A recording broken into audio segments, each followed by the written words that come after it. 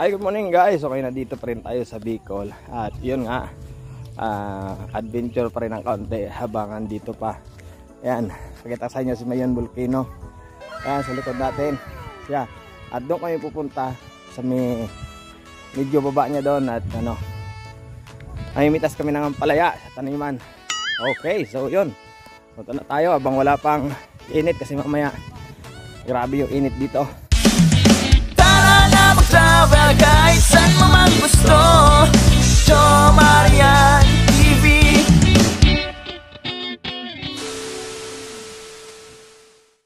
Yun yung mga kasama ko. Kasama na sila, exercise. Wow! At doon tayo nang galing sa likod. Yan. Sarap pa maglakad ngayon kasi hindi mainit. Uwi sa ako kasi mga halos at kalating oras na tayo naglalakad. So, bali dito kami dadaan. Yun doon sana diretso pero ayan dito na kami dadaan. Papunta doon. Ayan. Magandang exercise to kasi bira tayo pagpawisan ng ganito. Ayan. Medyo malapit-lapit na kami doon sa taniman namin ng ampalaya. Ay hindi pala sa akin yun. Sa kapatid ko. Yes. Doon tayo pupunta. So finally, sa loob ng 2 oras paglalakad, karating na kami. Ayan yung kubo sa likod, yung kasama ko, hingal na hingal. Ito, yan. 2 bubwit, hingal na hingal. Ito yung bahay namin noon, dito nakatayo nung hindi pa kami mababa doon sa baba. Tingnan nyo, may ano dito. Ito, may gripo. Yan. Yan o. May gripo. Tapos ito yung tangke ng tubig. Ayan. Nakasahod lang siya sa ulan. Pag muulan, dito na i-stack yung tubig. Kaya yan, may hose siya papunta ron. Alam, pag matagal lang di umuulan, wala ng tubig dito. Yan, punta tayo dito sa may kubo. Pasok tayo sa loob. Oh, dilim. Dilim. Ayan. Ayan, ito yung kubo ng kapatid ko. Bale, dito siya natutulog. Pag ano, madilim lang, pero pwede na yan. May higaan. Ayan, dito. Pwede rin miga sa kabila. At dito, dilim kasi. Yan, oh yan. Kaya semento to. Ito, bahagi ito ng bahay namin dati. Medyo mataas yung bahay namin dito. Parang hagdan pa dyan. Alang sa katagalan nagiba na. Sa daming nagdaang bagyo. Kaya ito nirepair na lang ng kapatid ko. Ginawa na lang na kubo. Yan yung ano niya. Bubong. Kawayan to. Na bidiak. Tapos iba pahiga. Tapos pataob para ano siya. Hindi maulanan. Dito. Ayan. Pag umuulan. Ayan, may silungan. Pag di na rin siya. Yun nga pag ano dito siya natutulog kasi abala pa pagbababa ka doon sa pinanggalingan namin kanina.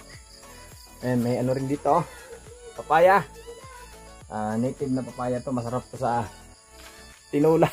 Manok na lang kulang. Maghanap tayo ng manok mamaya, baka mayroon dito. Ito nagiba na oh. Tagal na to. Noon kasi ito may atira. Ayan oh. Yan na lang natira. Yeah, so ito yung kabila ng kubo namin ngayon. Kubo at bahay namin noon. Bali dito ako pinanganak at dito rin ako nag-aral. Umuwi nag-aaral grade 1 hanggang grade 3. Tapos nung grade 4 bumaba na kami doon. Medyo malayo kasi to. At punta naman tayo doon sa ano, yun sa taniman ng ampalaya. Let's go. Yan, dito tayo sa taniman ng ampalaya. Yan. Bali farm tour na naman tayo. Yan, daming bunga. Yun, nakikita nyo ngayon yung taniman ng ampalaya naman ngayon. Ayan, luwang nito. Yun. Grabe. Sarap mamitas, sariwang gulay. Bale, ako hindi ako mamimitas kasi wala ako dalang gunting or kutsilyo na pang pitas. Gawin ko na lang, taga-ayos na lang ako ng mga bunga kasi kailangan ganito. Kailangan ayusin mo siya pag nakaganyan. Kailangan ibababa mo yung maliit na bunga para pag lumaki siya hindi siya baluktot.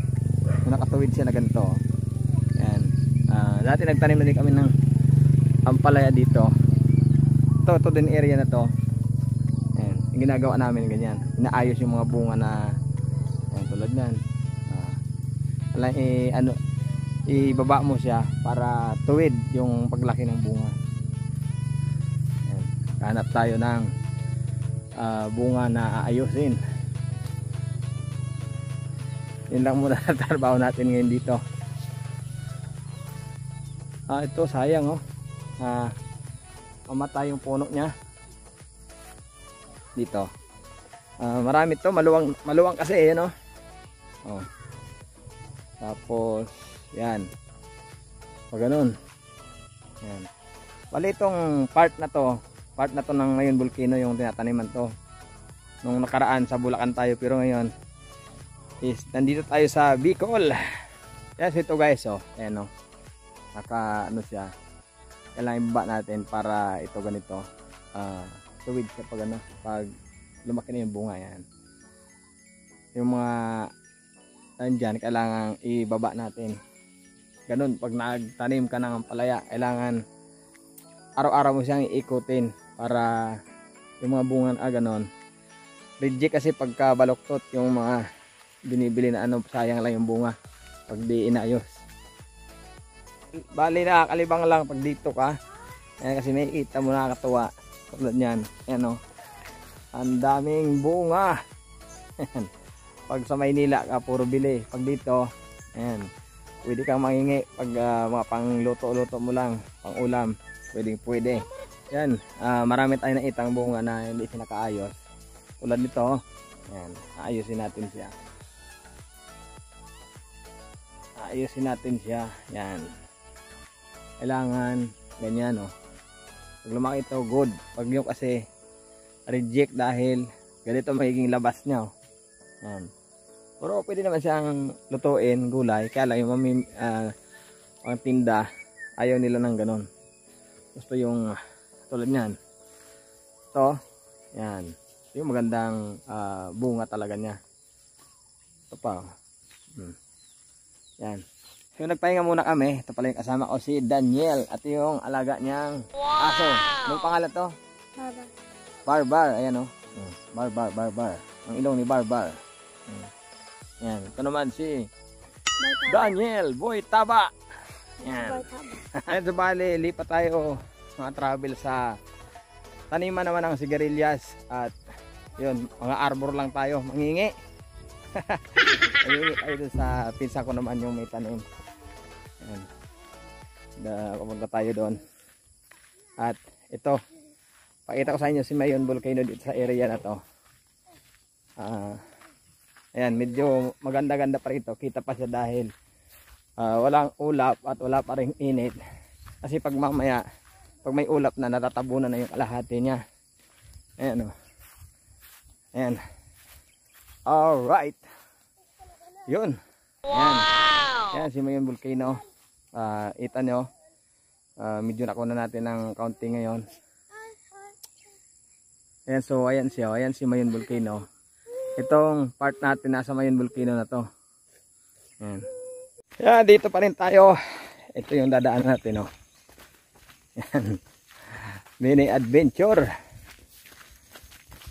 Presko pa dito. Maaga pa kasi. Pag tanghali na, wala, yari ka na. Napakainit. Ngayon, samantalahin natin habang malamig-lamig pa yung panahon. Ayan. Yun, papunta tayo doon. Dito yung guide natin, si Daniel. Papunta doon. Yun guys, kanina doon tayo sa taniman ng ampalaya. Ngayon, dito naman tayo sa taniman ng sigarilyas. Ayan tingnan nyo, yung mga bunga niya. Ayan. Ayan yung mga tanim dito. Ayan Ayan. Bale, yan, masisipag yung tao dito magtanim, kaya marami silang produkto. Ayan. Bale, ito, sa pinsan ko naman to kanina, sa kapatid ko yon. Ito, may-ari nito yung tanim na to. Yung pinsan ko.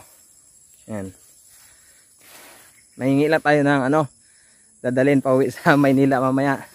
Ayan, makita nyo yung mga bunga niya. Dami. Yan, yung iba nito nakakarating sa Balintawak din, yung mga ibang biyahero binibili dito, dinadala doon.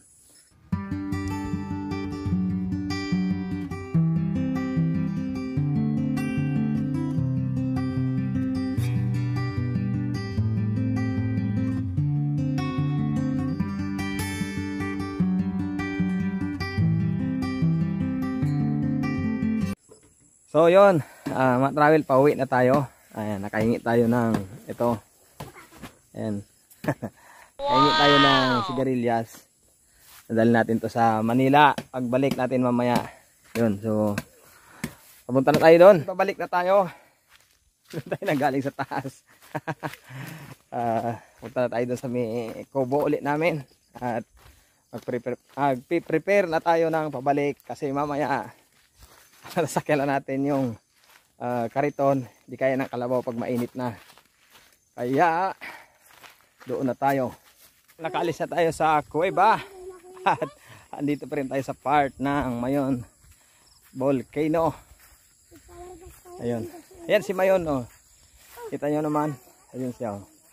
Yan, sandali na lang makakasama natin at kasi mamayang hapon going back to Manila na naman tayo.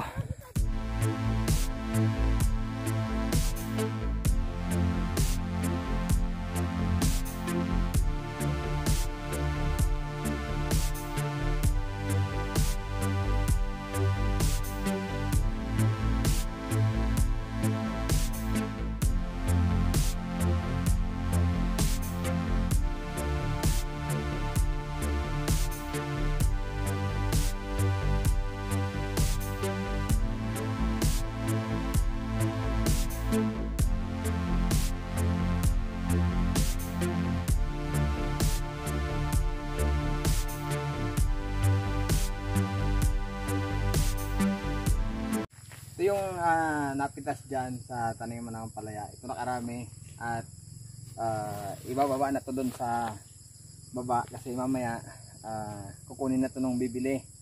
Yan. Sa sunod na harvest siguro mas marami pa dito kasi padami ng padami yung bunga niya. Yan, so maya maya lang bababa na tayo at yan, bibiyahin na.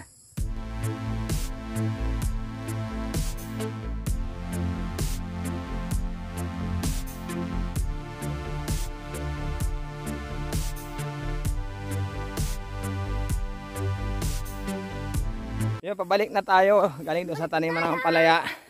Ay nakita tayong lubi-lubi. Ayan. Kuha tayo.